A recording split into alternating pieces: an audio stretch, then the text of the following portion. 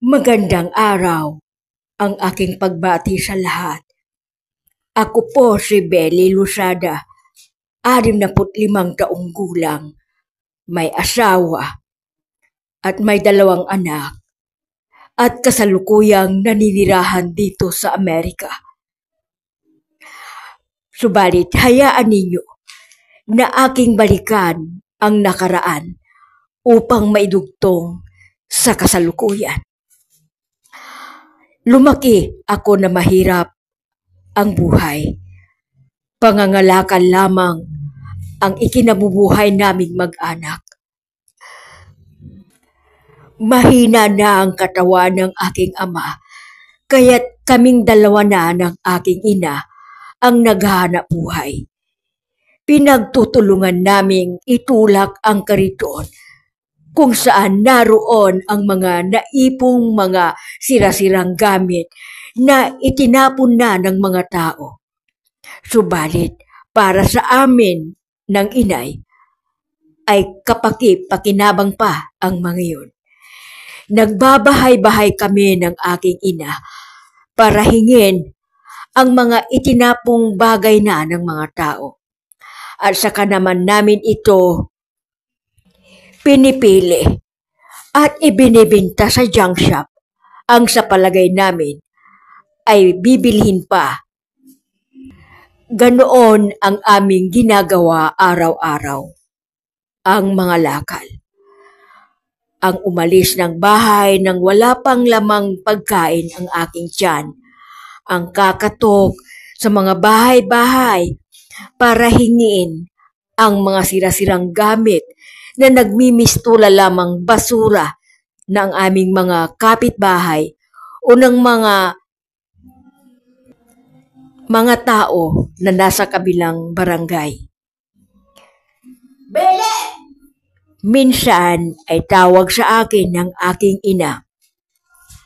Gumising ka na nga riyan para maaga nating benta sa junk shop ang mga itinapon ng mga kapitbahay natin na gamit nila.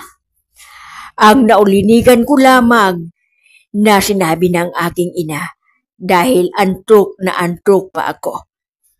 Bele, ano ba? Galit na ang aking ina. Oho! Medyo padabog at sa pilitan kong sagot sa aking ina. Ano pa naman kasing klaseng buhay to? Ang reklamo ko madalas. Pero minabuti kong sarilinin na lamang dahil wala namang mangyayari kahit na magrireklamo ako. Ang pangangalakal kasi nakagisnan ko ng hanap buhay ng aking ama na hindi nagtagal ay sinalo namin ng aking ina dahil nagkasakit ang aking ama. Pangangalakal nga ang aming kabuhayan.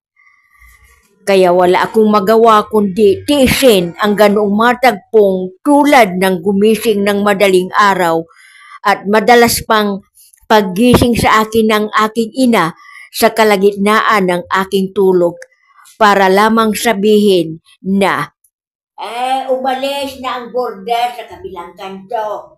Marami siyang itinapong gamit doon. Tignan mo, baka mayroon pang gamit doon na pwede nating gamitin o kaya pwede nating maibenta sa junk shop. Ako na may siyempre dali-daling gigising kasi madalas sa mga ganoong pagkakataon ako nakakapulot ng pwede ko pang magamit tulad ng mga make-up at kung minsan ay mga underwear. Minsan ay 2 kami ng aking ina tulad ng dati. Yang kawali, kunin mo. Pwede pa nating magamit yan. Sabi sa akin ng aking ina habang ito ay papalapit sa akin. Lipat na kasi ang aming kapitbahay na tulad namin ay mahirap ang buhay. Subalit nang magpunta ito sa Hong Kong ay nakakapagpadala na ito ng buwanang pera kaya kahit paano ay guminhawa ang kanilang buhay. Kukunin ko pa ba ito, inay? Tanong ko sa aking ina na nag-utos sa akin na kunin ang kawaling itim na itim. Oo naman, para hindi na tayo bibili pa. Pwede pa naman dyan eh, sabi ng aking ina. Tingin ko kasi ay basura na talaga dahil ang dumi-dumi na at ang itim-itim pa. Ay, sabunin mo lang yan. Pwede na nating magamit sa pagpiprito ng isda. Dugtong pa nito. Ganoon ang mga tagpong kinalakihan ko. Sa katunayan, ang lahat ng aming mga gamit ay hindi namin binili. Mula sa mga personal naming gamit, tulad ng mga damit at sapatos, mga suklay at ipit sa buhok ay galing sa mga itinapong gamit ng mga tao. Maging ang aming barong-barong na tirahan ay mula rin sa mga itinapong bagay ng mga tao. Ang yero ng aming bahay, ang mga haligi ng bahay mula lahat sa itinapong bagay ng mga tao. Isang araw, habang pinagtutulungan namin ng aking inay, na itulak ang kariton na puno ng basura ng ibang mga tao, ay sinabi ng aking ina, anak, nasasaksihan mo na siguro ang hirap ng buhay natin. Kaya sana, makaisip ka ng paraan para hindi habang buhay na ganito ang buhay natin. Tama ang aking ina. Kailangan kong makagawa ng paraan para tulad ng aming kapitbahay na bukod sa nakakakain na ng 3 beses sa isang araw, ay nakakain na rin nila ang kahit anong gusto nilang pagkain. Nakaalis sila sa barong-barong at nakaalis sila sa mabahong lugar na yon. At gaya ng ordinaryong araw, ay nasa harapan na naman ako ng isang bahay. Mag-isa lamang ako ng mga araw na yon dahil nagkataon na may pinuntahan ang aking ina. Nang mapansin ko sa hindi kalayuan, ay may mga malalaking box. Ang lalaki naman ng mga kahon na yun. At sa tingin ko ay bago pa. Bakit nila tinatapon? Tanong ko sa ali kung saan ko kinukuha ang 2 payong na sirana. Napag-alaman ko mula sa kaharap kong ali na maraming itinatapong mga gamit ang kanilang kapitbahay sa tuwing may balikbayang dumarating. Mayroon pala silang kapitbahay na nasa Amerika. Agad akong nagpaalam sa ali na kausap ko. Makakarami ako nito, sabi ko sa isip-isip ko. Pagdating ko sa harapan ng magarang bahay na yon, ay tumambad sa akin ang 2 naglalakihang mga kahon na tinatawag nilang balikbayan box. Laman nito ang iba't ibang bagay na sa tingin ko ay hindi basura. Magagandang damit, pantalon, bag, at marami pang mga bagay na sa tingin ko ay mga bago. Naisip ko ang malalaking kahon ng mga nagtitinda ng mga ukay-ukay. Wow! Magkakaroon pa yata ako ng ukay-ukay na negosyo nito kahit walang puhunan, sabi ko sa aking sarili. Natuwa ako, subalit nagdalawa ang aking isip dahil may nakita akong lalaki na nakatingin sa akin. Ganun pa man, nang makita kong pumasok na sa bahay ang lalaking yon, ay agad akong nagpunta sa 2 malalaking box na yon. Agad kong tinawag ang nakakabata kong lalaking kapatid at inuwi namin ang 2 kahon na yon. Maliban sa iba't ibang sizes ang mga damit at blusa, may mga sapatos at sandalyas pa at may mga panglalaki rin. Tamang-tama para sa aking ama at lalaking kapatid. Para kaming nag-shopping ng araw na yun. Ang unang naisip ko na ukay-ukay ay hindi ko sinunod. Umuwi muna ako para tawagin ang isa kong kapatid na babae. Pinagtulungan namin ang dalawang malalaking box na yun na puno ng mamahaling gamit. Daig pa namin ang nag-shopping sa isang mamahaling mall dahil mamahalin lahat ang laman ng malalaking box na yon. Pagkakain namin ng hapunan ng gabing yon ay nahiga na ako. Sobra nga naman akong napagod.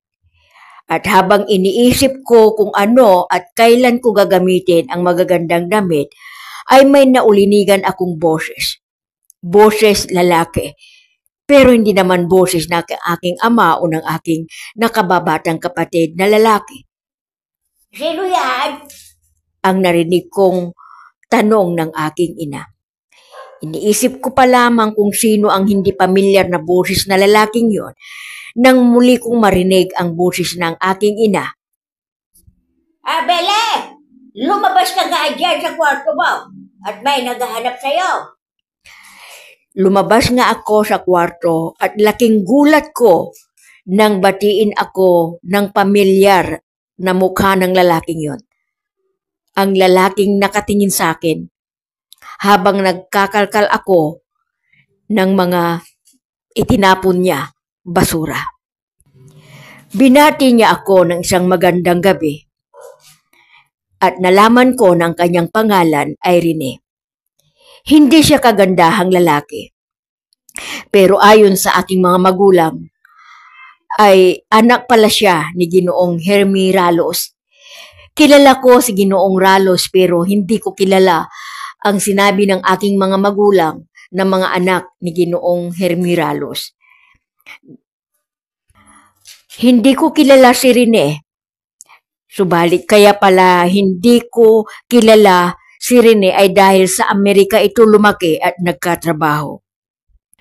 Nang sumunod na araw, habang papalapit ako sa aming barong-barong galing sa bayan, ay may nakita akong dalawang lalaki na kausap ng aking ama at ina. Sina Ginoong Ralos pala at ang kanyang anak na si Rene. Kapwa nakangiti ang mag-amang Hermie at Rene Ralos. Napansin kong banayad na hinila ni Ginoong Ralos ang braso ng aking ama, papalayo sa aming dalawa ni Rene. At bago pa ako makapagsalita, ay iniabot na sa akin ni Rene ang isang kumpol ng bulaklak at ilang kahon ng tsokolate. Medyo matagal din ang naging pag-uusap namin ni Rene. Sa katunayan, inabot siya ng dilim sa aming barong-barong at bago pa ito magpaalam sa akin, ay niyaya akong kumain sa labas kinabukasan. Pagkaalis ni Rene, agad akong tinukso ng aking mga nakababatang kapatid at hindi ko rin napansin ang masinsinang pag-uusap ng aking ama't ina. At bago pa ako mahiga ng gabing yon, ay sinabi ng aking ina at ama, palagay ko, ito na ang pagkakataong hinihintay namin ng iyong ama. Mariing tinura ng aking ina. Anong ibig ninyong sabihin, inay?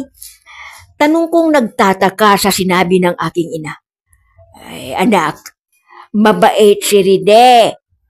At kahit hindi kagandahang lalaki, mayaman siya. Kaya kung ako sa'yo, kung manliligaw sa'yo si Rene na halata naman, ay tanggapin mo na siya kaagad. Para naman guminhawa ang buhay natin at makaalis na tayo sa barong-barong na ito. At tulad ng payo ng aking ama't ina, nag-isip kami ng paraan.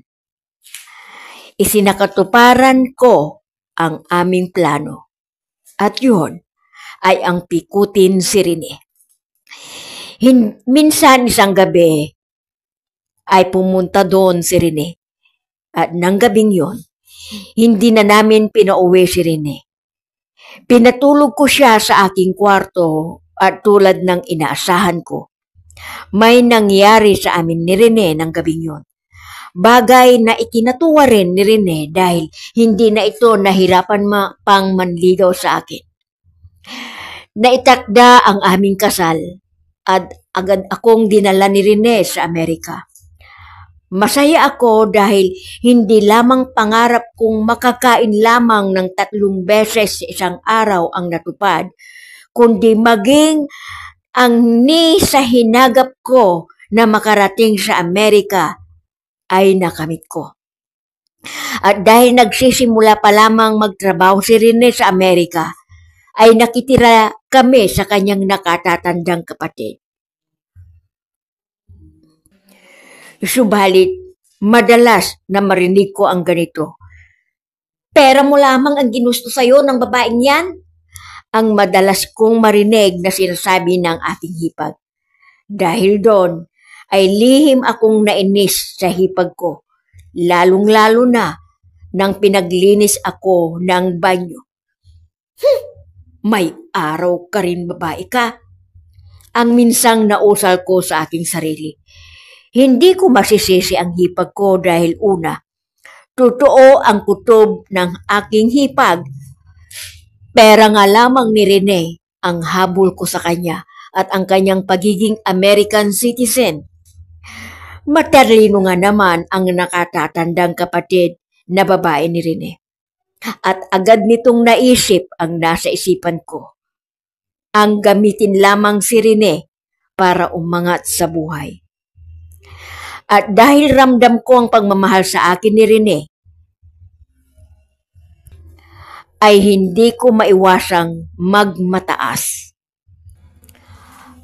At hindi pa ako nakikipag-usap sa aking biyanang babae. Subalit, ilang buwan lamang ang nakakaraan, ay nagkaroon ako ng sariling bahay dahil ibinigay sa akin ni Rene ang maluwang na lupa at malaking bahay. Ang sabi sa akin ay inilabas na nito ang ipon nitong pera. Kaya't bukod sa malaking bahay na yon at lupa, ay pinabili ko pa si Rene ng ilang sasakyang mamahalin. At kung dati ay kariton lamang ang aking minamaniobra, ngayon ay magarang sasakyan na. Tuwang-tuwa ako. Hindi lamang pera ng asawa ko ang hawak ko, kundi maging ang asawa ko ay hawak ko sa liig. Dahil doon, malakas ang loob kong makipagtagisan at makipagtaasan sa kanyang ina at sa kanyang nakatatandang kapatid. Sa halip na magpakumbaba ako, dahil kadugo niya ang mga yon, ay nagmalaki pa ako. Isang araw ay dumating ang isa kong kaibigan. Niyaya niya ako sa tinatawag niyang Bible study. Pero tumanggi ako. Pasensya ka na, pero wala akong oras para dyan sa sinasabi mong Bible study. Tanggi ko. Ayon sa kaibigan ko, kailangan ko raw magbigay ng panahon para sa Panginoon. Nagbibigay naman ako sa simbahan na tuwing nagsisimba ako. Bihira nga lang akong magsimba pero pag nagbigay naman ako, malakihan. Pagmamalaki ko pa. Ako yata ang may pinakamalaking ibinibigay sa simbahan eh. Kaya kahit hindi na ako magsimba, okay na ako sa Diyos. Dagdag ko pa.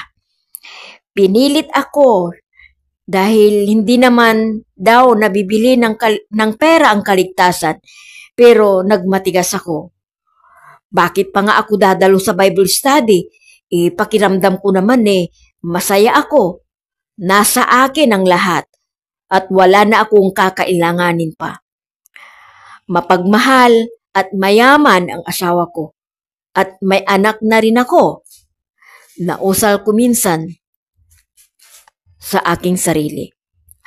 At dahil hindi ako nayaya ng aking kaibigan, kaya't iniwan na lamang sa akin ang isang libro ang tinatawag niyang Bible. Ayaw ko sanang tanggapin ang Biblia, pero tinanggap ko na rin dahil para hindi siya mapahiya. Sa tingin ko ay maililigtas ako ng mga perang ibinibigay ko sa simbahan dahil tulad ng sinabi ko, malalaking halaga ang ibinibigay kong abuloy sa simbahan. Nagpapadasal pa ako sa bahay ko dyan sa Pilipinas taon-taon. Minsan naisip ko na ano kaya kung magnegosyo ako? Sabi ko sa aking sarili. Nabili ko na kasi lahat ang gusto ko. Mas magagandang damit, magagandang sapatos, alahas, at lahat ng bagay na naipagkait sa akin noong bata pa ako ay binili ko. Napakarami kong pera sa bangko. Kaya't naisip ko ang magnegosyo at yun ay ang pagpapautang. Hindi ako nahirapan dahil hawak ko nga ang pera ng asawa ko. Malaking kapital ang puhunan ko. Nagpautang ako sa mga Pilipinong naririto sa Amerika. 20% ang patong kaya't mabilis na lumago ang pera ko mula sa perang ng aking asawa. Hindi nga lamang mga kababayan nating naririto sa Amerika ang pinautang ko, kundi maging ang mga naririyan sa Pilipinas ay pinuutang ko rin at parehong 20% ang patong. Nagkaroon ako ng sarili kong pera. Nakapagpagawa ako ng sarili kong bahay dyan sa Pilipinas. Nabili ko ang lahat ng magustuhan ko. Kung dati ay tuwang-tuwa na ako sa mga itinapong damit o sapatos, ngayon ay hindi ko binibili kung hindi rin lang branded o may tatak na tinatawag.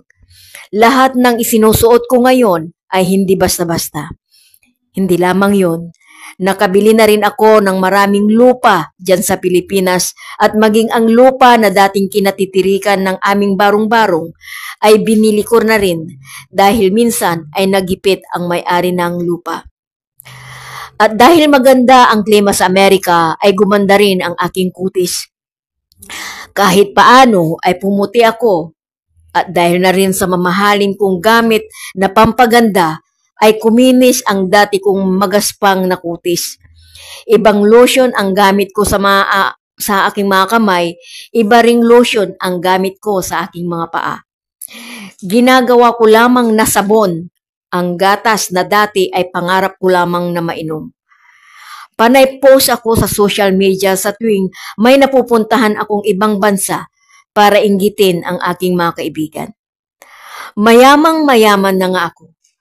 Kayang-kaya ko nang makipagtaasan o makipagmataasan sa aking biyanang babae at hipag, lalo na sa mga pinsan ng asawa ko. Kumpara sa biyanan kong matapobre kong biyanan, ay mababait sa akin ang mga pinsan ng aking asawa. Pero naiinis ako sa kanila ng lihim sa tuwing nakikita kong inaabutan sila ng asawa ko ng pera sa tuwing umuwi kami ng Pilipinas. Hindi ko masabi ng direkta sa asawa ko ang aking pagkainis sa kanyang mga pinsan. Kaya nag-isip ako ng isang paraan. Ang manipulain ang isang pangyayari kung saan nagalit ng husto ang aking asawa sa isa niyang pinsan. Dahil kailangan kong magpakitang gilas sa aking asawa, kailangang dapat ay mabait ako sa kanyang mapinsan. Kaya niyaya ko ang kanyang pinsan para tumira sa bahay na aking ipinatayo. Ayaw ko naman talaga siyang patirahin doon. Lahat ng kamag-anak ng aking asawa ay ayaw ko silang patirahin. Subalit dahil gusto ko lamang magpakitang gilas sa aking asawa, kaya niyaya ko ang isa sa kanyang mga pinsan na tumira nga doon sa ipinagawa kong bahay. Kung hindi ko kasi gagawin yon, lalabas na akong kontrabida dahil kaaway ko na nga ang kanyang ina at kapatid ay baka magiging kaaway ko rin ang kanyang mga pinsan. Kaya dahil sa kagustuhan kong bumango lalo ang aking pangalan sa aking asawa, ay nagpakitang gilas ako sa kanya sa pamamagitan nga ng pagpapatira sa isa sa kanyang mga pinsan. Subalit dahil hindi nga bukal sa aking kalooban ang aking pagpapatira sa kanyang pinsan, ay 2 buwan lamang naruroon ang kanyang pinsang babae, ay naisip ko nang paalisin ito. Subalit dahil ayoko pa ring masira ako sa aking asawa, ay minanipula ko ang mga pangyayari. Siniraan ko pa ang kanyang pinsan na nakatira sa bahay. Kaya't nagalit ang aking asawa. Pinalayas ng asawa ko ang kanyang pinsan kahit wala itong ginagawang masama. Nawalan ng tirahan ang kanyang pinsan dahil sa kagagawan ko. Ura-urada siyang pinaalis ng aking asawa nang wala man lamang itong mapupuntahan dahil wala nga sa oras ang pagpapalayas sa kanya. Natuwa ako. Nagtagumpay na naman ako. Ramdam ko ulit ang pagmamahal ng asawa ko. Subalit sa isang pangyayari na hindi kailanman sumagi sa aking isipan, ay nangyari. Bandang 10:00 ng umaga ng kasalukuyang taon, buwang Enero, ay naganap ang hindi inaasahan ng lahat.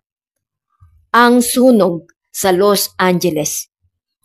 Ang dating maliit na apoy na namataan sa Selmar, Los Angeles ay kumalat. Dahil daw sa lakas ng hangin, kaya mabilis itong gumapang. Mahimbing akong natutulog noon bandang 10:00 ng gabi nang ginising ako ng aking asawa na sabi ay pwersahan na kaming pinapalikas ng mga bumbero. Nasa mismong lugar na pala namin ang sunog. Ha? May sunog? Sa tanong ko sa tunong hindi makapaniwala. At bago pa makasagot ang aking asawa, ay namataan ko at narinig ang hiyawan at sigawan ng maraming tao. Sabay lapit ng mga bumbero at sa pilitan nga kaming pinapalikas. Tumakbo ang aking asawa para gisingin ang mga anak ko. Ako namay agad binuksan ang malalaking cabinet kung saan naroon ang marami kong pera. Bukod kasi sa pera ko sa bangko, ay hindi pwedeng mawalan ako ng cash sa bahay. Kaya nagpagawa pa ako ng cabinet para lamang sa mga pera ko. Kumasyat sa 2 malalaking bag ang cash money. Papalabas na ako ng bahay nang bigla kong maalala ang mga alahas ko. Oh, ang mga alahas ko pala. Nako, naroon lahat at puno ng brilyante ang mga yon. Kailangang makuha ko. Agad na sumagi sa isip ko. Kaya sa halip na lumabas na ako ng bahay, ay binalikan ko pa ang mga alahas ko. Oh, salamat naman. At nakuha ko rin ang mga alahas ko. Sabi ko pa sa isip-isip ko. Subalit, lingid sa aking kaalaman. Dahil na rin sa kaabalahan ko sa pagkuha ng pera at alahas, ay napasok na pala ng apoy ang aming bahay. Kaya laking gulat ko nang wala na akong makitang madaanan. Nagdilim ang aking paningin at nawalan ng ulirat. At nang imulat ko ang aking mga mata, ay nasa loob na ako ng hospital. Hindi ko alam kung ilang oras o ilang araw akong nanatili sa hospital. Natuwa ako nang makita ko ang aking asawa at anak. Ligtas sila. Subalit bahagya ko lamang nararamdaman ang tuwa nang maramdaman ko na tila may bagay na nakadikit sa aking mukha. Akma ko sanang aalisin nang pinigilan ako ng asawa ko. Huwag ko raw alisin. Bakit? Ang tanong ko. Naudlot ang pagsagot ng asawa ko sa aking katanungan dahil biglang bumukas ang pintuan. Pumasok ang doktor. Bakas sa mukha nito ang pag-aalala. At nang sa wakas ay nagsalita na ito, ay nalaman kong nasunog pala ang mukha at binti ko. na isang himala daw ang aking pagkakaligtas. Halos masiraan ako ng bait sa aking nalaman. Nasunog at naging abo ang aming bahay, kasama ang lahat naming kagamitan, at maging ang pera at alahas ko na pilit kong inililigtas na naging sanhi pa ng aking pagkasunog ay naging abo. Lalong gumuho ang aking mundo nang malaman kong pati ang aking mukha ay nasira at wala akong perang magagamit dahil naging abo nga ang itinuring kong kayamanan. Wala bang natira kahit ano? Ang mahina kong tanong sa asawa ko dahil mahapdi pa ang sugat sa aking pisngi. Meron naman daw naiwan, sabi ng asawa ko. Sa kabila ng pagkasunog ng aming bahay ay mayroong isang naiwan. Subalit nagtataka ang aking asawa at nang iunat ng aking asawa para ibigay sa akin ang sinasabi niyang naiwan ay laking pagkabigla ko dahil ang inabot sa akin ng aking asawa ay Biblia. Ha? Ito yung Biblia na ibinigay sa akin ng kaibigan ko? Tanong ko pa na halos hindi ako makapaniwala. Naging abo ang bahay, maging ang lahat ng kagamitan ay naabo. Naabo ang pera at maging ang mga kagamitan namin kasama ang aking alahas ay naging abo. Puwera ang Biblia. Hindi ko lubos maisip kung papanong hindi nasunog ang Biblia. Litong-lito ako. Noon ako nagising sa isang katotohanang mayroong isang makapangyarihang may kapal na kayang-kayang sirain ang lahat ng bagay, subalit kayang-kaya rin nitong protektahan ang... Kumusta? Halos 200 Pinoy na ang naitalang nawalan ng tirahan dahil sa malawak na wildfires na tumupok sa libu-libong kabahayan sa Los Angeles sa Amerika. Sa mga bahay doon na nasunugan, sunog lahat ng ari-arian, iba't ibang libro, maliban lang sa banal na kasulatan o ang Holy Bible ang hindi nasunog. Kagaya ng ganitong pangyayari dito sa Pilipinas, Biblia lang ang di naabo sa nasunog na apartment. Tanging Biblia ang hindi naabo ng tupukin ng apoy ang 3 pintong apartment sa Giginto, Barangay Tabi.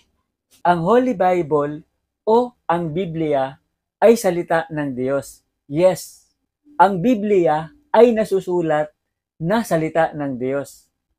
Habang si Kristo naman ang salita ng Diyos in person na ipinapahayag at pinatutuhanan. Luke 24:44. Tapos sinabi niya sa kanila, ito ang mga bagay na sinabi ko sa inyo nung kasama niyo pa ako. Dapat matupad ang lahat ng tungkol sa akin, sa mga sinulat sa law ni Moses, sa mga prophets at sa Psalms. Ang Biblia ay salita ng Diyos, hindi dahil sa ang ibig nating sabihin na lahat ng nakasulat dito ay verbatim o kaya word for word, quote from the mouth of God. Tinawag natin itong salita ng Diyos kahit pa hindi lahat ng nilalaman nito ay isinalita ng Diyos, kundi dahil sa ito ay kinasihan ng Diyos. Kaya sinasabing ito ay nasusulat na salita ng Diyos, written word of God, sapagkat si God ang ultimate author nito. Siya ang nag-i-inspire sa mga isinulat ng kanyang mga isinugo. 2 Timothy 3:16. Ang lahat ng nakasulat sa scriptures ay galing sa hininga ng Diyos at nagagamit sa pagtuturo ng katotohanan, sa pagsasaway sa mali, pagtatama ng likong gawain, at pagbibigay ng guide para sa tamang pamumuhay. Ang mga kasulatang ito ay ibinigay sa atin by inspiration of God. Sa ibang salin, ang sabi ay God breath. Hiningahan o kinasihan ito ng Diyos. Ang tinutukoy dito ay ang pamamaraan ng Diyos, kung paanong ang mga kasulatang ito ay naipaabot sa atin at tiniyak niyang ito ay ating maaasahan. Kaya nga, tinawag rin natin itong banal na kasulatan. Kahit pa naglalaman ito ng mga sinalita ng samot-saring karakter sa kasaysayan. Mabuti man sila o masama, sinasabi ring may dual authorship ang bawat aklat sa Biblia. Sinulat man ito ng taong maaaring magkakamali, ngunit dahil kinasihan ng Diyos, maliban na lang, mali ang unawa o interpretasyon dito. Walang maling mapupulot o mapapakinabangan. Ang mga mamamayan ng Diyos para sa kanilang katuruan at upang kanilang maging basihan sa pagsaway sa kasinungalingan at pagtutuwid sa kalikuan, sa tulong at gabay ng banal na Espiritu. Ang pamamaraang ito ng Diyos ay tinatawag na divine inspiration dahil iba pa ito sa inspiration ng mga ordinaryong mga manunulat o mga makata. Kahit pa ginamit ng Diyos ang personalidad ng mga manunulat sa mga aklat sa Biblia at ang mga estilo ng kanilang pagsusulat, ang Diyos ang nagabay sa kanila ng kanilang isusulat. Ang Diyos ang tumitiyak na ang mensahe na dapat nating matanggap ang siyang mensahe na makakarating sa atin. 2 Peter 1:21. Kasi walang prophecy na nanggaling sa kalooban ng tao. Nanggaling ito sa Diyos. Ang Holy Spirit ang nag-guide sa mga tao para masabi nila ang mensahe ng Diyos. Ang Diyos sa pamamagitan ng banal na Espiritu ang gumagabay sa bawat kaisipan ng taong kaniyang pinili o ginamit na ipinapahayag ang ganap na katotohanan. Colossians 1:25. Naging servant ako ng church nung piliin ako ng Diyos para i-preach ng buong buo ang mensahe niya sa inyo. Kahit ang Word of God in person, John 1:1. Sa simula, nandun na ang salita. Kasama ng Diyos ang salita at ang salita ang Diyos. Revelation 19:13. Nakasuot siya ng robe na puno ng dugo. Ang pangalan niya ay salita ng Diyos. Ang ating Lord Jesus Christ ay tinawag rin niya itong kasulatan na Word of God. Maging ang mga katuruan ng mga apostol na kanilang ipinahayag sa pamamagitan ng pangangaral. By word of mouth ang kinilala nilang Word of God.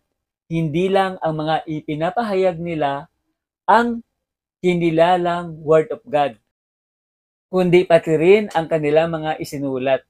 The Graphi writing, sabi ni Paul, tungkol sa kasulatan ng mga Hudyo at maging ang mga sinulat nila ay utos ng Panginoon ayon sa 1 Corinthians 14:37. Kung may nagsasabing messenger siya ng Diyos o meron siyang spiritual gift, dapat tanggapin niyang utos ng Panginoon ang sinusulat ko sa inyo. Kahit po ito ay nasusulat lamang. Tinawag nila itong buhay na salita o living word. Dahil sa pamamagitan ng salita ng Diyos, nabuborn again ang isang tao at nagkakaroon ng buhay na walang hanggan. John 20:31. Yung mga nakasulat dito ay sinulat para maniwala kayo na si Jesus, ang Christ, ang anak ng Diyos. At dahil sa faith nyo sa Kanya, magkakaroon kayo ng buhay. 1 Peter 1:23 hanggang 25. Ipinanganak kayo ulit, hindi dahil sa binhing namamatay, kundi dahil sa di namamatay sa tulong ng buhay at walang kamatayang salita ng Diyos. Sinabi sa Scripture, parang damo ang lahat ng tao. Ang ganda niya ay parang bulaklak ng damo. Nalalanta ang damo at nalalaglag ang bulaklak. Pero ang salita ng Panginoon ay di mawawala kahit kailan. Ang salitang ito ay ang magandang balita na pinreach sa inyo. Mga awit 103:15-18. Ang buhay ng tao'y parang damo ang katulad. Sa parang ay lumalago na katulad ng bulaklak. Nawawalat, nalalagas kapag ito'y nahanginan. Nawawala na nga ito at hindi na mamamasdan. Ngunit ang pag-ibig ni Yahweh ay tunay na walang hanggan. Sa simula na sa Kanya'y may takot at pagmamahal. Ang matuwid niyang gawa ay wala ring katapusan at ang magtatamo nito'y ang tapat sa kasunduan. At tapat na sumusunod sa bigay na kautusan. Isaias 40:6-8. Magpahayag ka, ang sabi ng tinig. Ano ang ipapahayag ko? Tanong ko. Sumagot siya, ipahayag mong ang lahat ng tao ay tulad ng damo. Ang kanyang buhay ay tulad lamang ng bulaklak sa parang.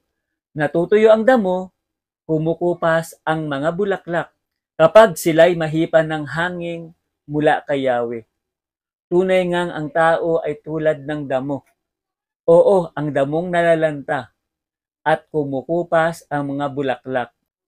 Ngunit ang salita ng ating Diyos ay mananatili magpakailanman. Hebreos 4:12. Ang salita ng Diyos ay buhay at mabisa. Mas matalas pa sa espada na matalim ang magkabilang sides. Tumatagos ito sa kaloob-looban, sa kaluluwa at espiritu, sa mga joints at mga buto. Nadya-judge nito ang puso ng tao, ang mga iniisip at mga plano nito. Kung ang Biblia ay nasusulat na salita ng Diyos, bakit may mga mababasa tayo ritong mga sinasalita ng dyablo at mga masasamang tao?